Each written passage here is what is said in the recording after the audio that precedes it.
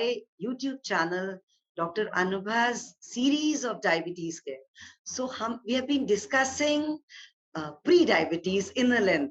हमारे प्रीवियस आपने सब्सक्रिप्शन अगर नहीं देखे हैं तो प्लीज देखिए, where we have talked about what is pre diabetes, a condition which is prior to diabetes. How to diagnose? Your level of blood glucose is still 100 to 126 fasting, maybe 160, 180 postprandial, and A1C around more than 5.7. Yes, you are pre-diabetic. You may have risk factors. क्या क्या risk factors अभी हमने बात किए थे? हम wait ज्यादा है, लाइफस्टाइल एंड डाइटरी हैबिट सही नहीं है, फैमिली हिस्ट्री है, stresses hai, sleep is not good. Yes, we are definitely prone to develop pre-diabetes. We all are young and healthy, so let be young and healthy by heart, by keeping ourselves getting screened up regularly. Any one of you more than 30-35 years age, get yourself checked. और earlier also, हमने बच्चों में भी type 2 diabetes हम देख रहे हैं, तो हम तो एक स्टेज पहले प्री डायबिटीज की बात कर रहे हैं. School children going to school 10 years of age, having hit by puberty very early, very obese. I'm having practice with patients are coming, bachcho, 15 years of child having weight of 75 kilogram. Can you imagine? And once you get his report, he's pre-diabetic, he's having his cholesterol is way higher, and like he is, and we have talked in the previous sections, हमने बात की थी क्यों ये खतरा है, हमारे heart disease का खतरा है, किडनी डिजीज का खतरा है.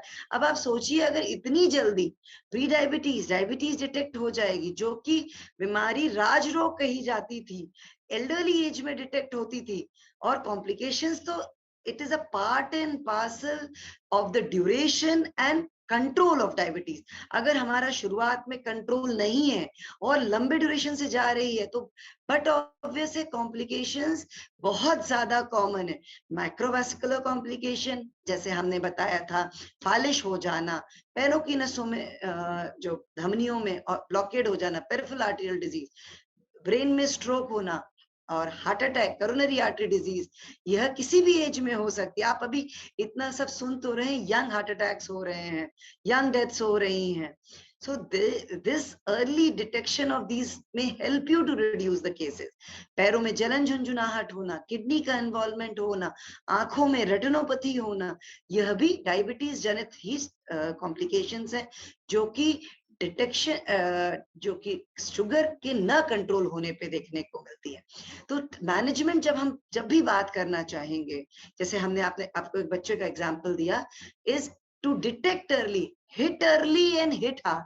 हमें स्क्रीनिंग करनी है उन सभी बच्चों की, उन सभी कॉलेज गोइंग स्टूडेंट्स की जहां पिज्जा कल्चर है. हम देखिए जाएंगे हॉस्टल्स में, कॉलेजेस में, तो इजी होता है, पिज्जा का डब्बा पड़ा हुआ है, एक्टिविटीज बहुत लिमिटेड है, हम थक गए हैं, हम. So these are small things which are changing student life also. और एल्डरली 30 साल की तो बात ही क्या करें, यहाँ तो ये बीमारियां होनी ही है. लिटरेचर ही कहती है कि 35 साल पे भाई अपनी शुगर टेस्ट करा लीजिए, आप हाई रिस्क इंडिविजुअल हैं, घर में आपके ये बीमारी है, पेरेंट्स को आपके बीमारी है, या उनके पेरेंट्स को ये बीमारी है, या अब आपके भाई बहनों में होने लगी है, तो भाई शुगर तो बहुत कॉमन है. शुगर और उनकी व्याधियां साथ साथ ही चलती हैं, ब्लड प्रेशर, शुगर, वजन और उनसे जनित complications. So this is very important कि we detect them timely. Detection is very important.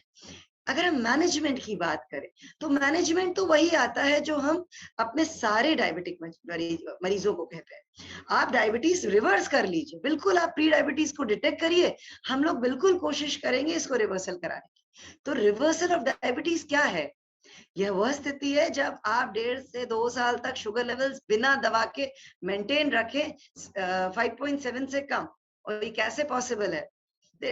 There is no जादू तो नॉर्मल दुनिया में तो होता ही नहीं है, वो तो फेरी टेल है.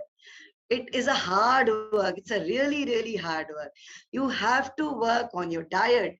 You have to be very regular with your exercise and diabetes education. समझना है और उसको मॉनिटर करना है, आपको खुद एजुकेट होना. चौथा कुछ आता है दवाई का. तो सबसे पहले क्या खाना है क्या नहीं खाना है, सबको पता है, मीठा है, चिकना है, तला है, ये सब वर्जित है। और हम जो एडवोकेट करते हैं, थोड़ा थोड़ा बार बार खाना है, स्मॉल फ्रिक्वेंट मील्स, छोटा छोटा बार बार खाना है, कम कम खाना है, एक साथ नहीं खाना है।